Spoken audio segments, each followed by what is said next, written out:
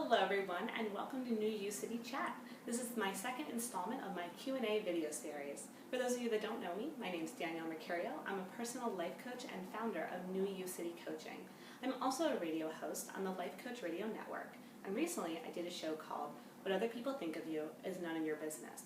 Now I had so much content to share that unfortunately we weren't able to get to all the viewers' questions. So to make sure that they still got the answers that they're dying to know, I decided to answer them in the form of a video. Now we already did one video and it was about the idea of when you find your truth, how not to feel selfish about it. And I encourage you to check that out on my channel. So we're going to go ahead right to the next question, and it comes from a listener in Philadelphia. She writes, "It usually seems like the people being judged by strangers are often the ones who are judgmental themselves. How do we break free from the vicious cycle?" Wow, really powerful question. I like the way you're thinking in Philadelphia. So it's so easy to feel like you're being judged when judgment is something that comes natural to you. And it can feel like second nature at times, and so you have to think, well, how can I ever change this? It seems impossible. And it can, but it can be fixed and it can be changed with a little bit of practice. So here's what happens. Our thoughts are triggered by our emotions, which then result in actions, which then incur our experience. So essentially what's happening is we have this whole collection of these thoughts, emotions, and actions that are then creating our world as we know it. So let's say you're having a really bad day, or you're feeling really negative about something. It acts as a ripple effect, and therefore this negative air, if you will, is now being incorporated into your day-to-day routines. And then we have our ego, which likes to think it can fix the situation, but it's actually the opposite. Let's take a scenario where, let's say you're on the subway and someone overweight gets on the train, and your ego then uses this as a possibility to inflate it further. And it makes you then start to compare yourself to that person, and you start seeing where they're lacking in comparison to you and how you're so much better than that person.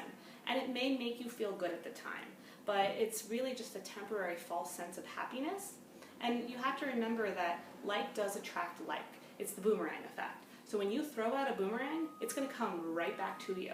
And the same thing goes with our thoughts. When you throw out a bad thought, that bad thought is then returned to you as well. So in order to stop this cycle, you need to stop the boomerang from going out in the first place. And how do you do that? Well, you have to develop a sense of awareness. You have to start to notice when the judgments stop or start, and you have to realize that you just need to let them go. Now I know that's easier said than done, but with practice it gets easier, and from my own experience it does get better. Another thing you can do is develop a trigger word to help get out of your head, or engage in an activity that may help distract you from the negative thoughts or opinions you may be feeling. Another thing you can do is crank up your happiness. Instead of always putting other people down or waiting for them to fail, just be happy for them. Start to feel a sense of positivity when you hear someone's news as opposed to negativity and comparing to yourself and where you're lacking. You want to extend the same kindness to other people that you would expect in return.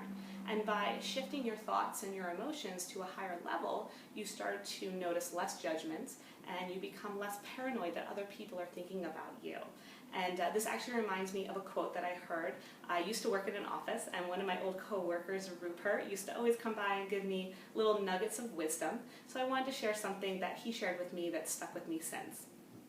And the quote goes, "Envy looks at life with a microscope, while love looks through with a telescope." So essentially what that's saying is that when you look at something so narrow, you can't see anything else in front of you. But when you're able to open up your eyes to the world and as it is in that moment, you're able to see so much more vastness, and the possibilities become limitless. So I encourage you the next time you're looking at something with a microscope to change it up to that telescope and see what's out there.